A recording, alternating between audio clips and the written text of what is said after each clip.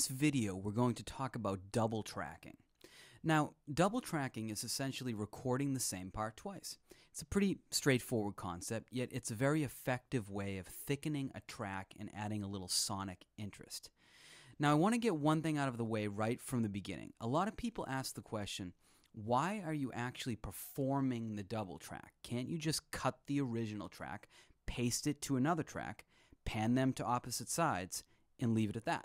Well, the answer is yeah, sure, you can do that, but you're not going to get the full effect of the technique. You see, if you cut and paste the exact same track and pan them opposite each other, you're going to end up with a mono track because each side is outputting the exact same track. Consequently, you won't get any width to the track because it's just going to sound like it's straight up the middle. Now, of course, you could move the cut and pasted track up or back a few samples to achieve some width, but the beauty of double tracking is that when you actually perform the double, you get that cool kind of thick natural chorusing effect that happens when the same part is played twice. Now remember, no one can play the same part twice exactly the same way. But this is actually a good thing. Those natural little inconsistencies in pitch and rhythm that you get from a performed double is actually what we're going for here. For this example, we're going to be double tracking an acoustic guitar part. Now, in this screenshot, you can see that I'm using a mono mic setup.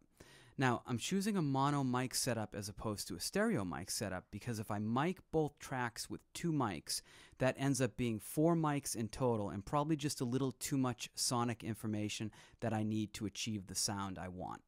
As you can see from the photo, I have the mic backed off the guitar a bit so that I can minimize proximity effect, which is an enhancement of bass frequencies, and I've positioned the mic roughly at the 12th fret of the guitar.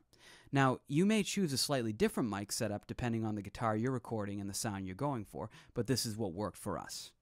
Now let's go over to Logic and listen to the track.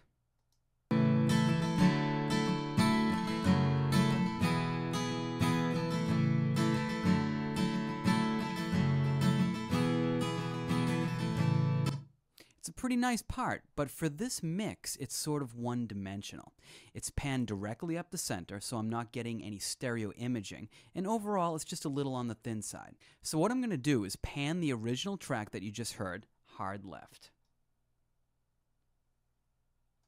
Now I'm going to bring in my performed double, pan it hard right, and let's check that out.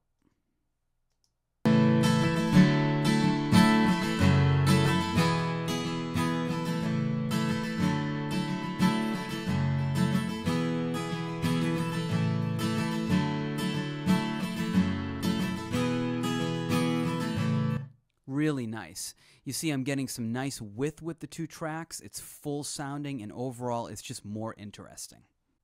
So let's recap. Here's the original track with just one guitar pan to the center.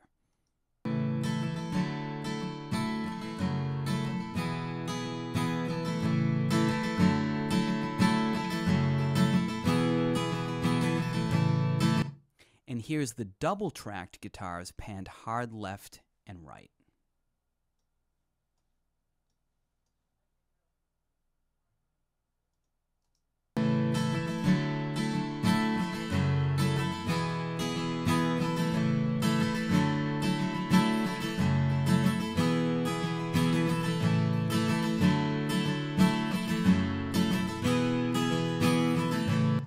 There you have it, double-tracked guitars.